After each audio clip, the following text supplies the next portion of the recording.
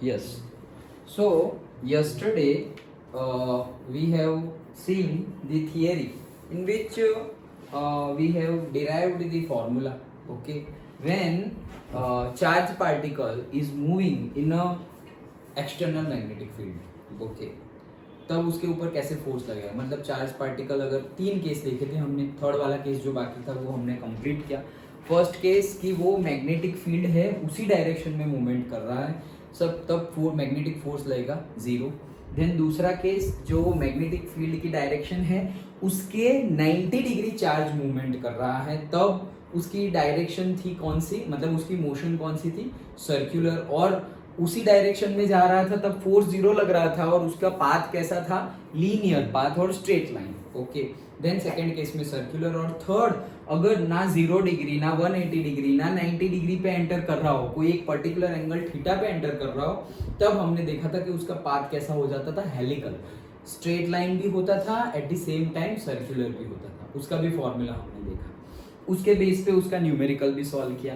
And numerical solve करने के बाद एक और theory we have seen, that is cyclotron, जो एप्लीकेशन के ऊपर बेस्ड है. ओके, ये जो हमने से moving charge in a magnetic field पर जो फोर्स लगेगा, ओके, तो वो एप्लीकेशन के ऊपर बेस्ड है. हमने देखा था दो साइंटिस्ट ने न्यूक्लियर एनर्जी की स्टडी के लिए पर्टिकुलरली साइक्लोट्रॉन को डिजाइन किया था. ओके, आज उसके आगे की थियरी हम देख रहे हैं, that is the bio Savart law. Okay, क्यों ये नया लॉ क्यों आया, क्योंकि हमने यहाँ से चैप्टर स्टार्ट किया था क्या, 1820 में ऑर्स्टेड ने एक्सपेरिमेंट किया था, और उसके एक्सपेरिमेंट से हमें पता चला था कि अगर कोई भी करंट में, कोई भी वायर में अगर करंट फ्लो हो रहा है तो उसके अराउंड मैग्नेटिक फील्ड प्रोड्यूस हो रही है. वो एक्सपेरिमेंट किया था, बैटरी से वायर कनेक्ट किया था, नीचे मैग्नेटिक नीडल रखी थी, जैसे ही स्विच ऑन किया तो मैग्नेटिक नीडल डिफ्लेक्ट हुई. क्यों, क्योंकि मैग्नेटिक इफेक्ट प्रोड्यूस हुई, और वो मैग्नेटिक इफेक्ट की वजह से ये डिफ्लेक्शन हुआ, क्योंकि वो मैग्नेट की नीडल है. डन. तो हमें पता चला कि करंट की वजह से भी मैग्नेटिक फील्ड प्रोड्यूस होती है. ये ऑर्स्टेड के एक्सपेरिमेंट से हमने पता चला. अब वहां तो पता चल गया, और फिर हमने वो भी देखा कि दे आर डायरेक्टली प्रोपोर्शनल. अगर करंट ज्यादा है तो ज्यादा मैग्नेटिक फील्ड प्रोड्यूस हो रही है, मतलब वो जो मैग्नेटिक नीडल में डिफ्लेक्शन हो रहा था वो ज्यादा अमाउंट में हो रहा था. ओके, फिर हमने उसकी डायरेक्शन की भी बात की थी कि डायरेक्शन हमें से स्क्रू रूल से भी पता चल जाता है, फ्लेमिंग लेफ्ट हैंड रूल से भी पता चल जाता है कि उसकी डायरेक्शन कैसी होगी. सर्कुलर डायरेक्शन हमें मिल रही थी, मैग्नेटिक फील्ड की भी सर्कुलर डायरेक्शन मिल रही थी, तो वही यहाँ पर बताया गया है. In the year 1820 Oersted realised that electricity and magnetism were intimately related. Same sentence जो ऊपर लिखा था वही फिर से. ओके, देन ये हमारा वायर है, उसमें से करंट पास हो रहा है, तो मैग्नेटिक फील्ड ऐसे सर्कुलर लूप में जनरेट होगी. ये हमने देखा था. उसकी डायरेक्शन की भी हमने बात कर ली थी. तो भाई डायरेक्शन, उतनी पर्टिकुलर डायरेक्शन में ये मैग्नेटिक फील्ड प्रोड्यूस होगी वो तो हमने देख लिया, और उसके वजह से फोर्स, इसके वजह से फोर्स क्या लग रहा है वो हमने नहीं देखा. हमने फोर्स कौन सा देखा, ऑलरेडी कोई एक्सटर्नल मैग्नेटिक फील्ड है, उसमें कोई चार्ज मूव कर रहा है, वो चार्ज पर कितना मैग्नेटिक फोर्स लगेगा due to external magnetic field, वो हमने कैलकुलेट किया. एक्सटर्नल मैग्नेटिक फील्ड में कोई वायर है, वो वायर है, उसमें से करंट पास हो रहा है, तो करंट पास होगा तो उसके ऊपर भी चार्ज आ गया, मैग्नेटिक फील्ड प्रोड्यूस होगी, तो उसकी मैग्नेटिक फील्ड और एक्सटर्नल मैग्नेटिक फील्ड इसके ऊपर कैसा फोर्स लगाएगी वो हमने देखा. लेकिन यहाँ जो करंट फ्लो हो रहा है उसकी वजह से जो मैग्नेटिक फील्ड की हम डायरेक्शन ये बोल रहे हैं कि सर्कुलर होगी, उसकी वैल्यू कितनी है वो अभी तक हमें पता चला नहीं. मैग्नेटिक फोर्स कितना लग रहा है due to external magnetic field, वो फोर्स की वैल्यू हमने फाइंड की थी, Q F is equal to Q V B sine theta, और वायर होगा तो F इज इक्वल टू से I L B sine theta. वो तो हमने एक्सटर्नल मैग्नेटिक फील्ड की वजह से कितना मैग्नेटिक फोर्स लग रहा है वो हमने फाइंड किया था. लेकिन मैग्नेटिक इफेक्ट जो यहाँ पर प्रोड्यूस हो रही है उसकी वैल्यू अभी तक हमें मिली नहीं. तो उसकी वैल्यू हमें ढूंढने के लिए एक साइंटिस्ट ने हेल्प की, एंड दैट साइंटिस्ट का नाम है क्या, बायो सावर्ट. ओके, सो इसीलिए हम बायो सावर्ट लॉ पढ़ रहे हैं. क्या कि जो ऑर्स्टेड ने बोला कि करंट में से इलेक्ट्रिसिटी, वायर में से इलेक्ट्रिसिटी पास करेंगे, हम उसे वायर में से करंट पास करेंगे, करंट कैरिंग कंडक्टर होगा, वो कोई कंडक्टर है उसमें से करंट पास हो रहा है, तो मैग्नेटिक फील्ड जो प्रोड्यूस होगी उसकी वैल्यू कितनी होगी वो कौन देता है हमें? Bio Savart law. डन। चलो तो बायो सावर्ट लॉ देखते हैं। सो क्या किया कि बायो सावर्ट ने, साइंटिस्ट ने एक वायर का टुकड़ा लिया, ओके, एक पीस ऑफ वायर लिया। अब वो पीस ऑफ वायर में भी बहुत छोटे छोटे पीसेस कर दिए। मतलब सपोज ऐसा समझो 10 सेंटीमीटर का वायर लिया है, ओनली 10 सेंटीमीटर, इतना, ये पेन जितना, ये 10 सेंटीमीटर का वायर लिया है। अभी ये 10 सेंटीमीटर के वायर को भी 1 सेंटीमीटर के 10 पार्ट कर दिए, ओके, और उसको उसने नाम दिया क्या? एलिमेंट। क्या नाम दिया? एलिमेंट। मतलब एक पूरा वायर है, उसको 10 पार्ट्स कर दिए, तो एक छोटे से पार्ट को क्या नाम दिया? एलिमेंट। मतलब टोटल 10 एलिमेंट्स है। तो ये हमारा पूरा वायर है, उसमें से एक एलिमेंट यहाँ पर लिया हुआ, एक एलिमेंट, वन पार्ट, छोटा सा पार्ट, ओके, जैसे हम इंटीग्रेशन करते थे, छोटे पार्ट का करते थे फिर पूरा कर देते थे, ओके। सो एक छोटा सा एलिमेंट लिया, ये जो छोटा सा एलिमेंट है उसमें से आई करंट फ्लो हो रहा है, और उसकी जो छोटी सी लेंथ है वो है DL। पूरे वायर की लेंथ क्या है? L, और इतनी छोटी सी लेंथ कितनी है? DL, एलिमेंट की लेंथ। तो ये एलिमेंट को नाम क्या दिया उन्होंने? Current element. क्या नाम दिया? Current element. अब यहां पर करंट एलिमेंट नाम दिया है कि ये एक एलिमेंट है, ऐसे बहुत सारे एलिमेंट है, 1 2 3 4 5 6 7 8 9 10, वैसे ही सारे करंट एलिमेंट है। एक करंट एलिमेंट लिया, अब वो करंट एलिमेंट के सेंटर से कोई डिस्टेंस पर, कोई भी अप्रोक्सीमेट डिस्टेंस पर, जो डिस्टेंस हमें पता है, जो डायरेक्शन भी हमें पता है, r डिस्टेंस पर, r डायरेक्शन में हमें एक पॉइंट लिया हुआ है P, ओके, और ये जो r जो डायरेक्शन है वो करंट एलिमेंट से थीटा एंगल पर है। जो r ये डायरेक्शन है, पोजीशन वेक्टर ऑफ P, यार क्या है? Position vector of this point P। तो ये जो r डायरेक्शन है वो हमारे एलिमेंट से कितने एंगल पर है? थीटा एंगल पर है। डन। अगर हमारा समझो कि पॉइंट P यहां होता तो क्या होता कि भाई मेरा जो करंट जिस डायरेक्शन में है, ओके, करंट एलिमेंट जिस डायरेक्शन में है, मैग्नेटिक फील्ड में मैं वही ढूंढ रहा हूं, तो सेम डायरेक्शन हो जाती, या तो फिर 90 डिग्री हो जाती। लेकिन हम वो इजी वाला केस अभी कंसिडर नहीं कर रहे हैं, तो हम बोल रहे हैं कि एक थीटा एंगल है, ओके। अब ये पॉइंट P है, वहां पर मैग्नेटिक फील्ड कितनी होगी वो, क्योंकि हमने बोला ना, ऑर्स्टेड ने एक्सपेरिमेंट तो कर लिया है कि करंट की वजह से मैग्नेटिक इफेक्ट प्रोड्यूस हो रही है, वो कितनी हो रही है वो हमें पता करना है। तो मान लिया कि ये पॉइंट P है और वहां पर कोई छोटी सी, ये छोटे से एलिमेंट में जो करंट फ्लो हो रहा है उसकी वजह से छोटी सी मैग्नेटिक फील्ड प्रोड्यूस हो रही है, जिसकी वैल्यू हमने बोली dB। छोटी सी है मतलब dB, स्मॉल एलिमेंट, ओके। यहां तक समझ में आ गया? एक वायर, उसके बहुत सारे एलिमेंट, एक छोटे से एलिमेंट्स में से जो भी करंट पास हो रहा है उसको नाम दे दिया करंट एलिमेंट। तो वो करंट एलिमेंट है, उससे पोजीशन वेक्टर r पर एक पॉइंट है P, उस पॉइंट पर कितनी मैग्नेटिक फील्ड है due to this current. Current pass होगा तो मैग्नेटिक फील्ड प्रोड्यूस होगी, जो ऑर्स्टेड ने बोला है। वो मैग्नेटिक फील्ड की वैल्यू हमें पता करनी है, तो हमने बोला कि मैग्नेटिक फील्ड की वैल्यू अप्रोक्सीमेटली dB जितनी होगी, वही dB की वैल्यू हमें पता करनी है, ओके। सो dB जितनी होगी वो हमने बोला, तो यहां पर वो एंगल कितना है? थीटा। डन। सिंपल है, यहां तक का समझ में आया? अब बायो सावर्ट ने क्या बोला कि ये जो हमारा dB होगा वो किस किस के ऊपर डिपेंडेंट है। तो उन्होंने भी एक्सपेरिमेंट किए और एक्सपेरिमेंट के बेस पे उनको पता चला कि ये जो dB की वैल्यू है ना वो किस किस चीज के ऊपर, मतलब कौन कौन से पैरामीटर के ऊपर डिपेंडेंट है। तो जो ऑर्स्टेड को पता था वो तो है ही, क्या कि भाई जितना ज्यादा करंट उतना ज्यादा डिफ्लेक्शन, उतना ज्यादा डिफ्लेक्शन मतलब क्या था? उतना ज्यादा मैग्नेटिक फील्ड। तो करंट के ऊपर तो डिपेंडेंट है, वो तो ऑर्स्टेड ने भी बोला था, ओके। तो वही एक तो कॉपी ये हो गया है क्या कि जितना ज्यादा करंट होगा मैग्नेटिक फील्ड भी उतनी ज्यादा होगी, मतलब directly proportional to the current. Done. ये जो dB है वो डायरेक्टली प्रोपोर्शनल किससे है? करंट से। करंट जितना ज्यादा उतना हमारा मैग्नेटिक फील्ड ज्यादा। डन। दूसरा, ये जो एंगल है थीटा उसके ऊपर भी डिपेंडेंट है, ओके। क्यों उसके ऊपर डिपेंडेंट है? हमने बोला ही था कि अगर सेम डायरेक्शन में ले लिया तो जीरो हो जाएगा, 0 या 180 पर ले लिया तो क्या हो जाएगा?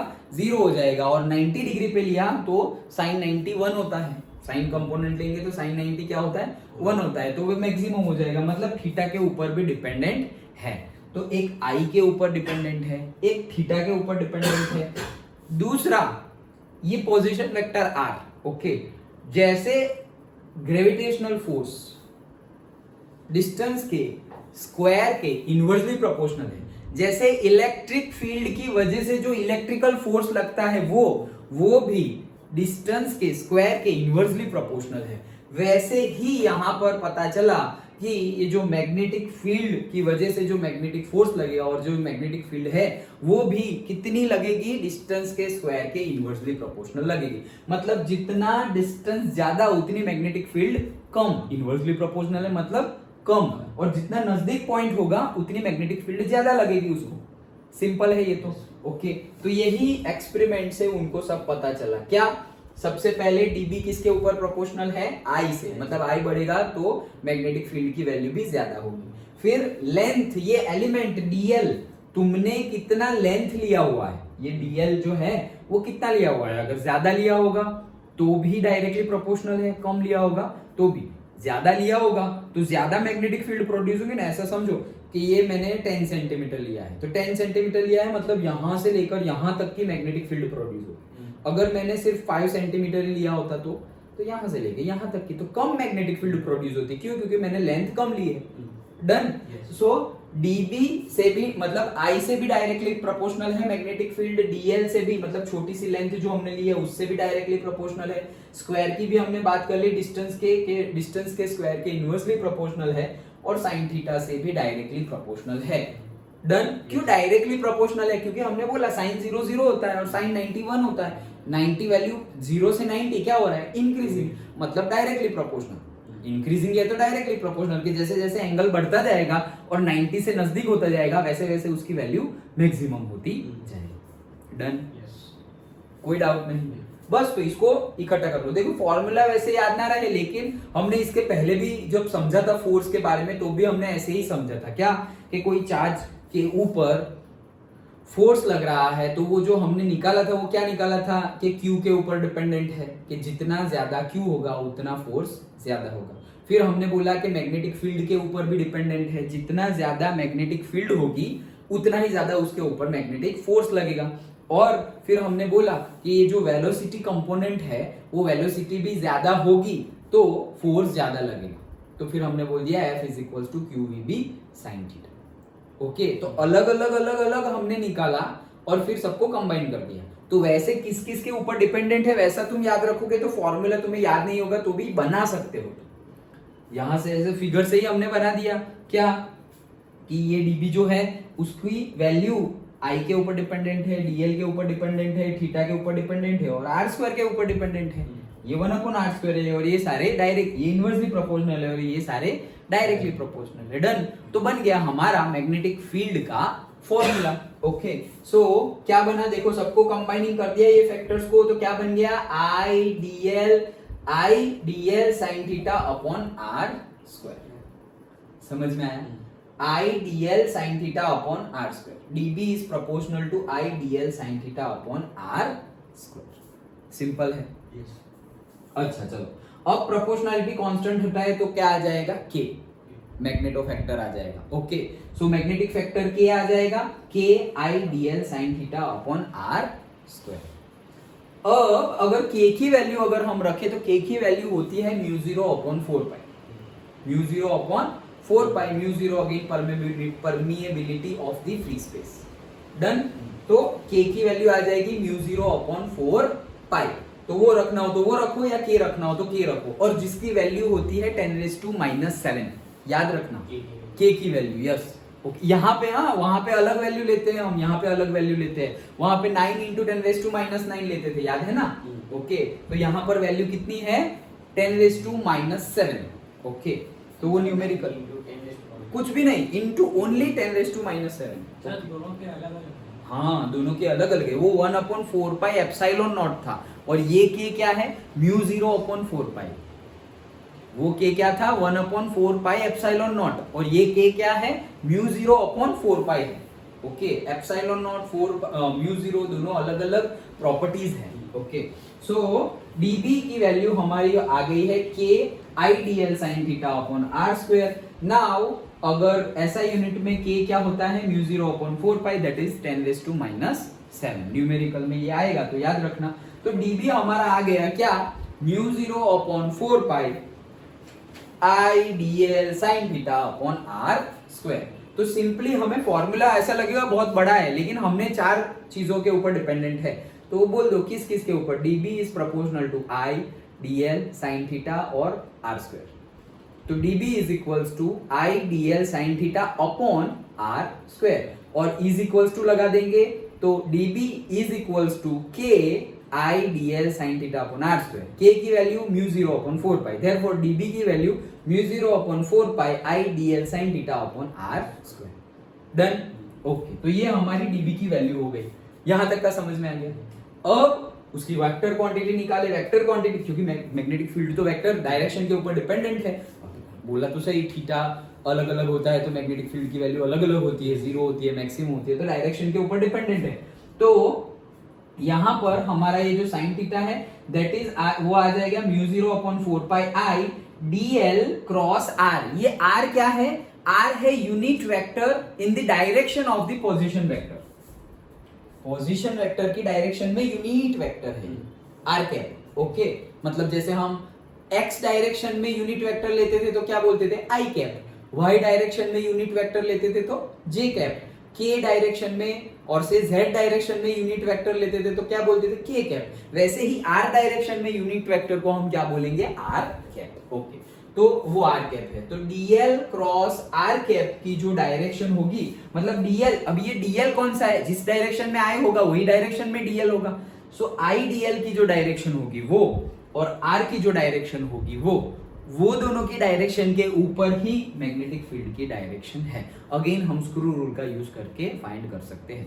देखो जहां भी क्रॉस प्रोडक्ट आए तुम स्क्रू रूल लगा सकते हो। यहां पर भी जैसे कि dl कहां है हमारा, ये रहा। ओके, तो स्क्रू रूल की वजह से हम निकालेंगे तो कैसे, राइट हैंड ये रहा, तो वहां से कहां जाना है, r कहां, ये रहा। तो देखो ऐसे, ओके, आईडीएल, और फिर मोड़ना कहां है, दूसरा आईडीएल क्रॉस r, तो r इस साइड है, तो ऐसे हो गया।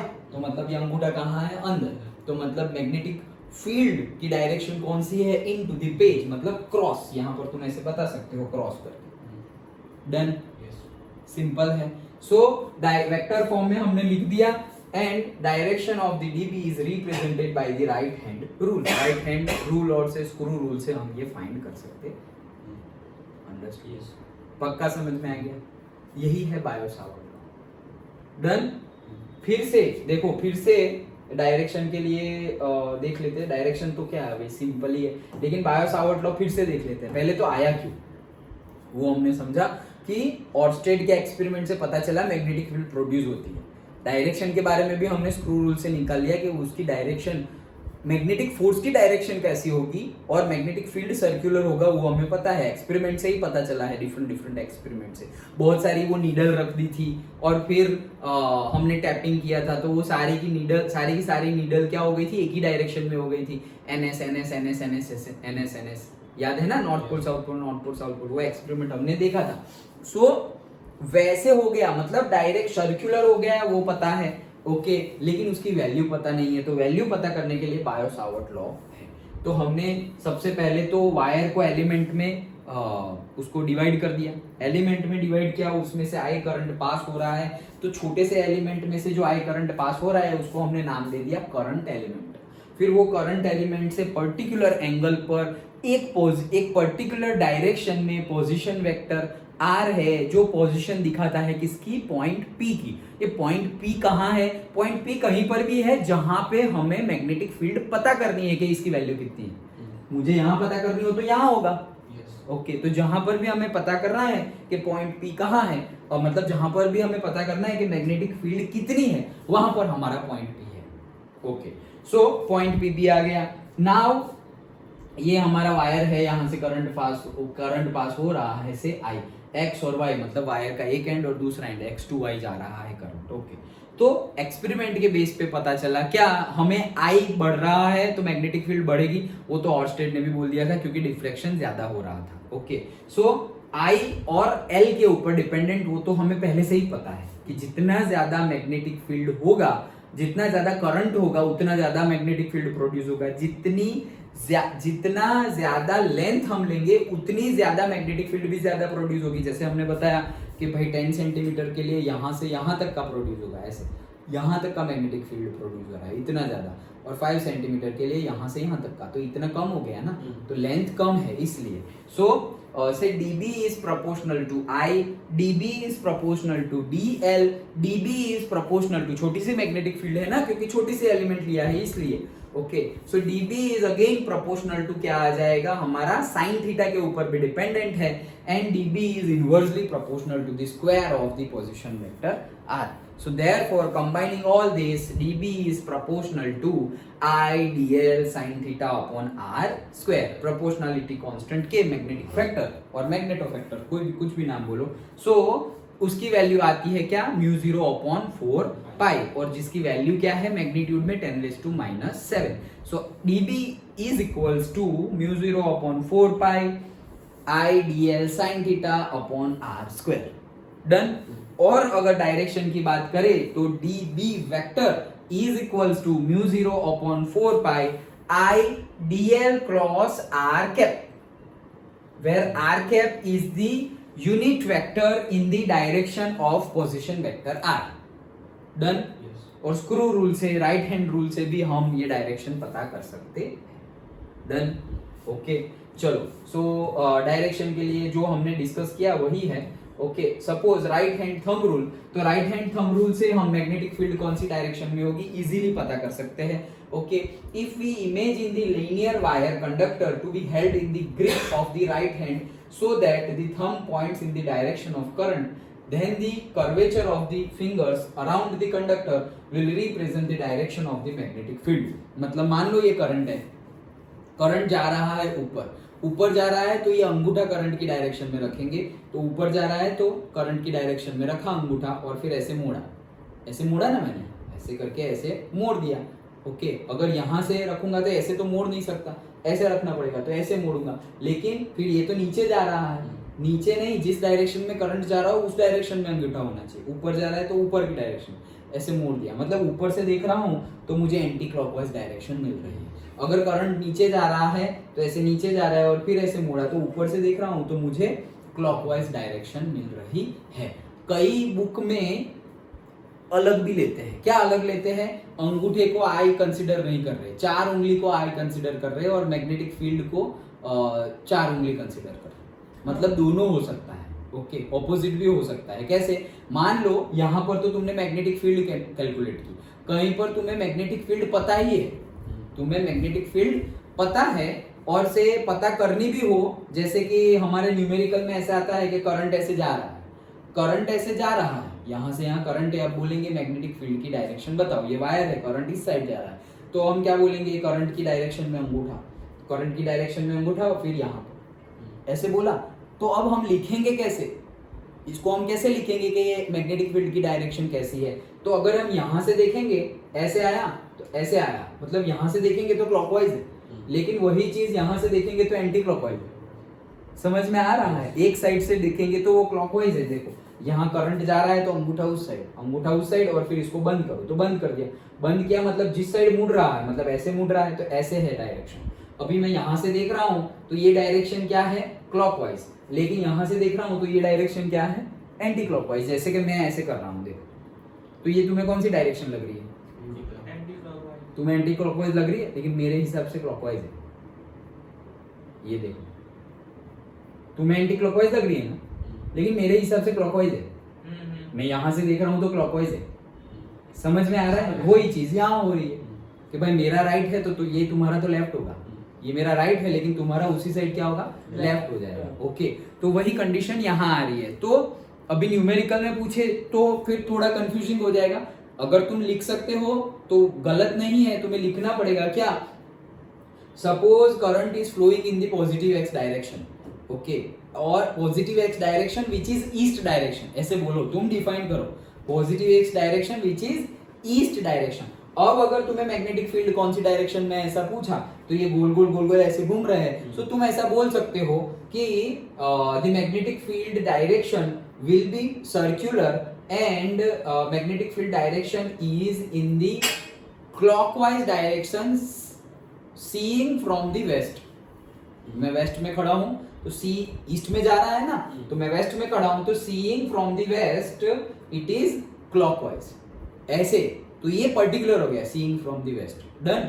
और अगर बुक के हिसाब से अगर लिखना हो, कई बुक क्या बोलेंगे ये ईस्ट वेस्ट में पढ़ते नहीं है, तो वो क्या करेंगे, यहाँ जा रहा है और फिर यहाँ जा रहा है तो अंगूठा वहां और ऐसे जा रहा है ना, उंगली में ऐसे मोड़ूंगा ना तो ये ऊपर जा रहा है ना, मतलब वो बोल देंगे कि अपसाइड डायरेक्शन है किसकी, मैग्नेटिक फील्ड अपसाइड है ऐसे। अगर इस साइड जा रहा होता तो ऐसे जा रहा है तो मैं मोड़ूंगा ऐसे ना, तो बोलेंगे डाउन साइड डायरेक्शन है किसकी, मैग्नेटिक फील्ड, डन।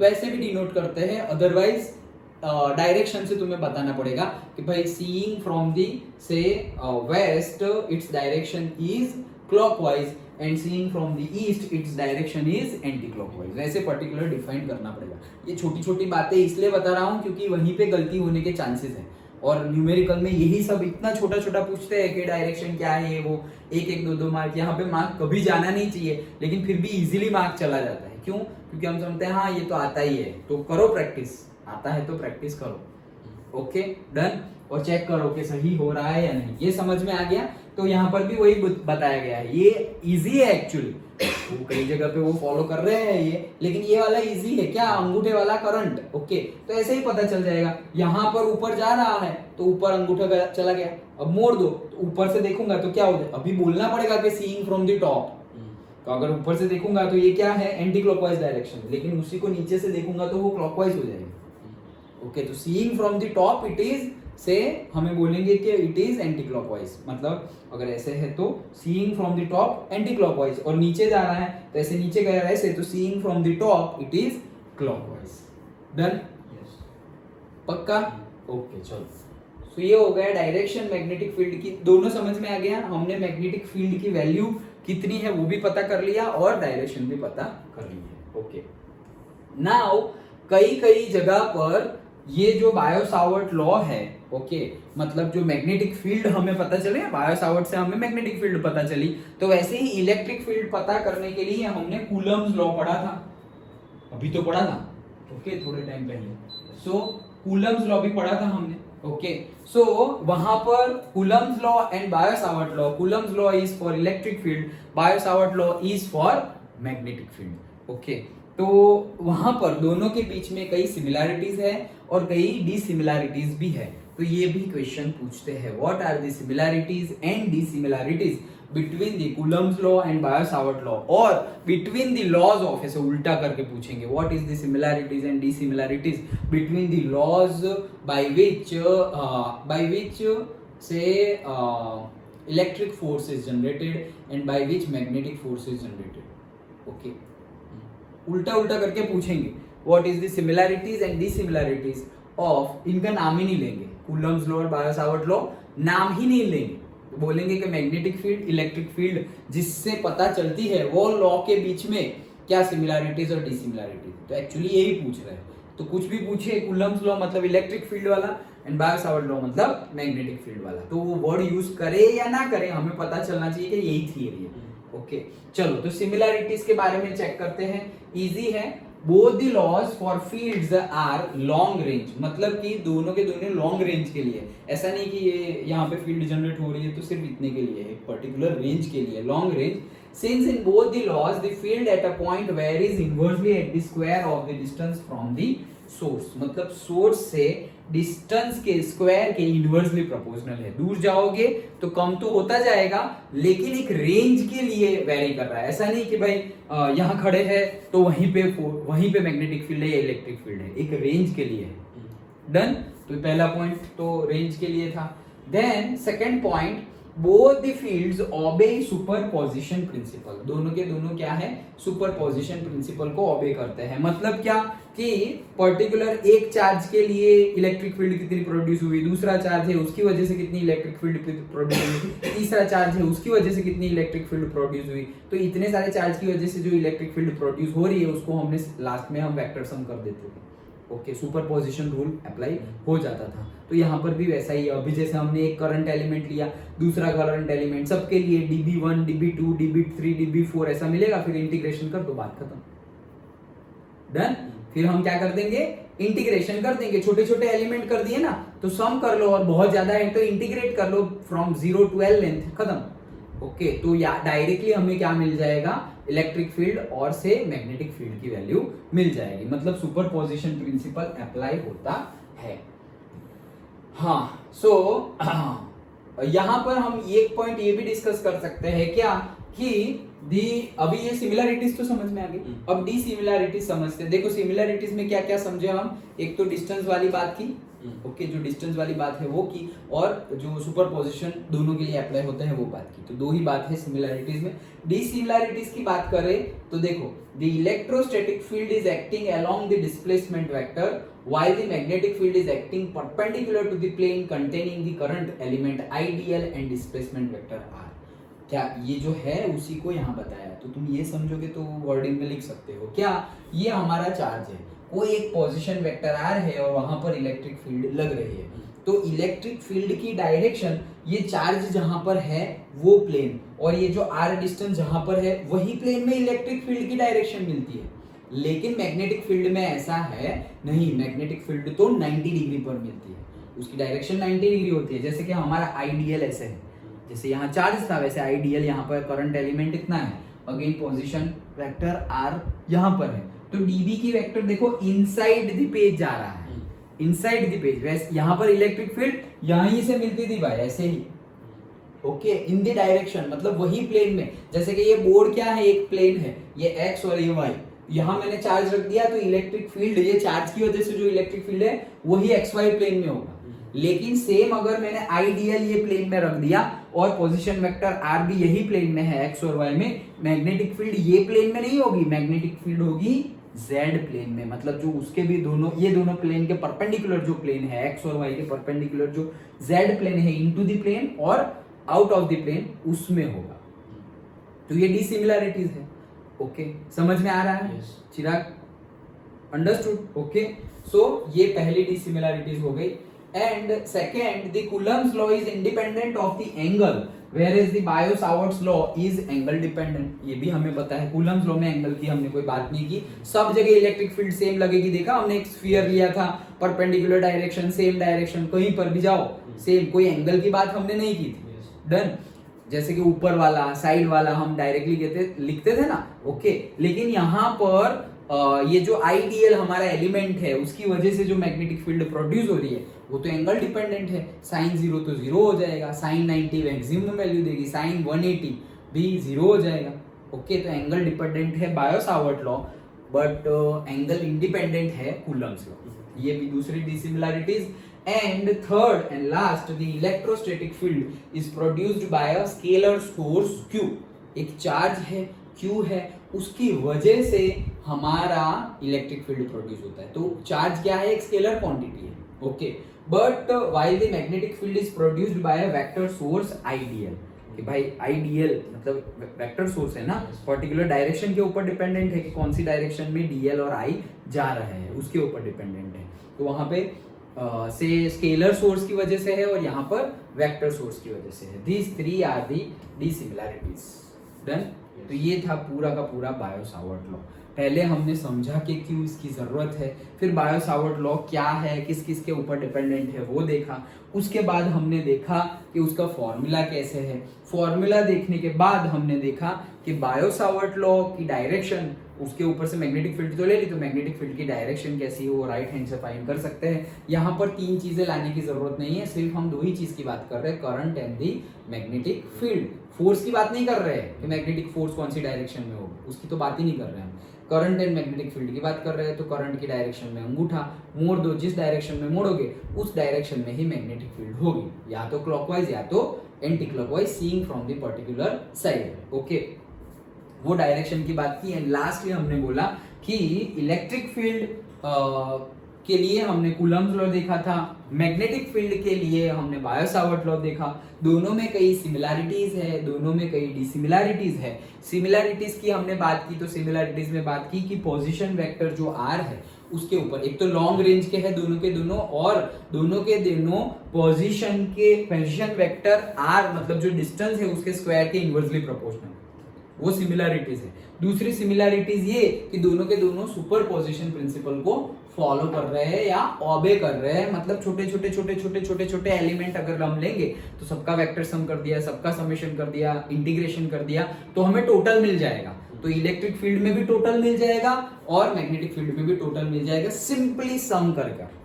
ओके, तो ये दोनों सिमिलरिटीज हो गई। और डिसिमिलरिटीज की बात करें तो हमने देखा क्या कि जो चार्ज है Q, जो Q चार्ज है वो, और उसकी वजह से जो इलेक्ट्रिक फील्ड प्रोड्यूस हो रही है वो, और वो पोजीशन वेक्टर, तीनों के तीनों एक ही प्लेन में है इलेक्ट्रिक फील्ड की बात करें तो। But in case of magnetic field जो करंट एलिमेंट है एंड पोजीशन वेक्टर है वो दोनों तो एक प्लेन में है, लेकिन मैग्नेटिक फील्ड उसी प्लेन में नहीं है, उसके 90 डिग्री वाले प्लेन में मिलता है। That is the dissimilarities. And यहाँ पर कूलम्स लॉ एंगल से इंडिपेंडेंट है और हमारा बायो सावर्ट लॉ एंगल पर डिपेंडेंट है। और थर्ड डिसिमिलरिटीज क्या कि वहां पर सोर्स जो है वो स्केलर सोर्स है, और यहाँ मतलब क्या क्यू जो है वो डायरेक्शन डिपेंडेंट है नहीं, पॉजिटिव होगा नेगेटिव होगा, उसमें कहाँ डायरेक्शन आई। तो वो स्केलर सोर्स है, वेरेज यहाँ पर जो करंट एलिमेंट है आईडीएल वो क्या है, एक वेक्टर सोर्स है। That's it. ओके, पूरी थियरी समझ में आ गई? पक्का? श्योर ना?